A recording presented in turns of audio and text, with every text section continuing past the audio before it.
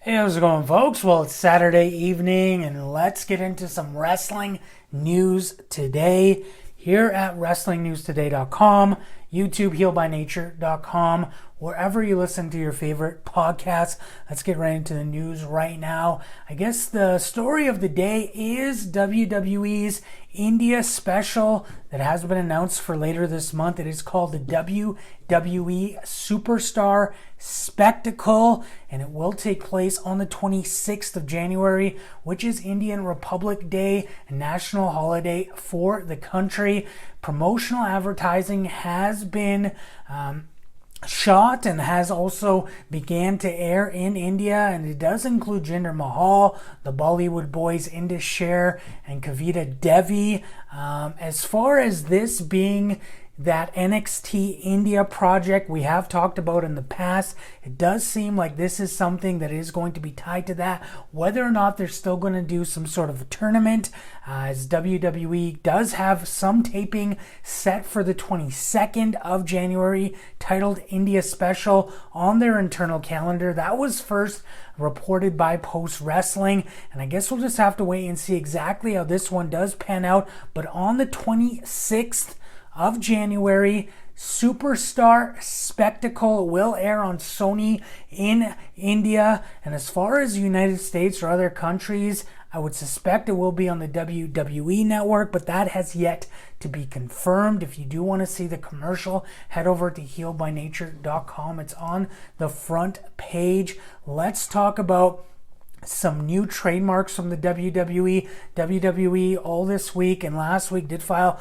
a number of trademarks. The latest is for Omos and Mansoor. We do know Mansoor, the first Saudi WWE superstar, and Omos, who is now, I guess you would say, like a bodyguard and enforcer for AJ Styles. WWE did file trademarks for those names. As far as the Marty Scrull situation from Ring of Honor, Fightful Select does have a little bit of additional details. They did state that many within Ring of Honor were not surprised following Marty Scrull's exit from the company. Prior to allegations made against him during the Speak Out movement, Marty Scrull was the lead booker for Ring of Honor, working in a role for around 4 months. And then the report also noted that among the people that they did speak to, many believed he would be coming back to the promotion. He wouldn't be coming back to the promotion, I should say, after he was removed from the roster page back in September. But the report also mentioned that plenty of those they spoke to thought Scrull should be given a second chance, with a similar amount of people also stating they just want him to leave. So what's next for him? He is still living in Orlando, and Dave Meltzer did note in the latest edition of the Wrestling Observer newsletter that he may actually be forced to leave the United States if he isn't working in the country. So I guess we'll just have to wait and see exactly how that one does pan out.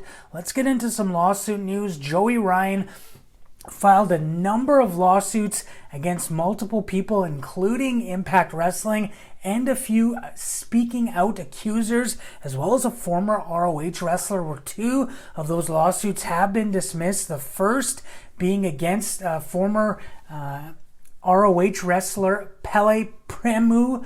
That was dismissed earlier this week by a California judge, but that case can now be transferred to Pennsylvania. Basically, Joey Ryan failed to demonstrate that the defendant's alleged actions were purposely aimed at California. So basically, the jurisdiction, it needs to be moved. So now Joey Ryan has filed that lawsuit on the 6th in Pennsylvania. So now Pele needs to basically go over his legal means, and he has hired Stephen P. New, who is, some wrestling fans may know him as being the lawyer for Jim Cornette, and he has hired him to help with his lawsuit. That has now been dismissed. Another one comes from a woman who did get sued by Joey Ryan last September, and she was one of the accusers in the Speaking Out movement.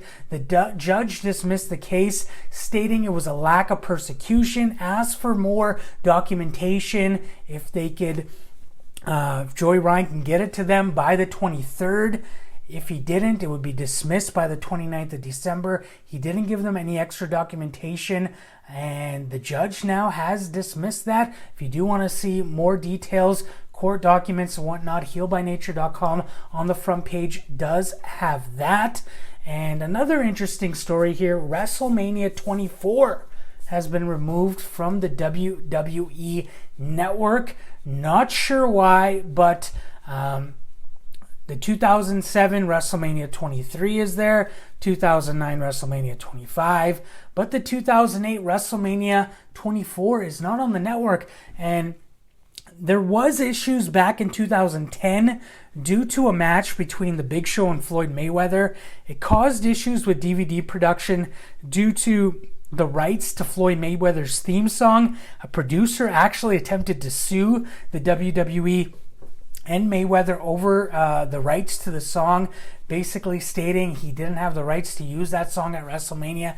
That case got dismissed in 2013, and I'm not 100% sure if that has anything to do with it now coming back to light, but I did reach out to WWE Network support. They stated that they're aware that it's currently unavailable and they're working on getting it back. They don't have any other information. So I guess we'll just have to wait and see for WrestleMania 24 to come back on the WWE Network. Those are the biggest stories of the day. We will be back tomorrow for more wrestling news today.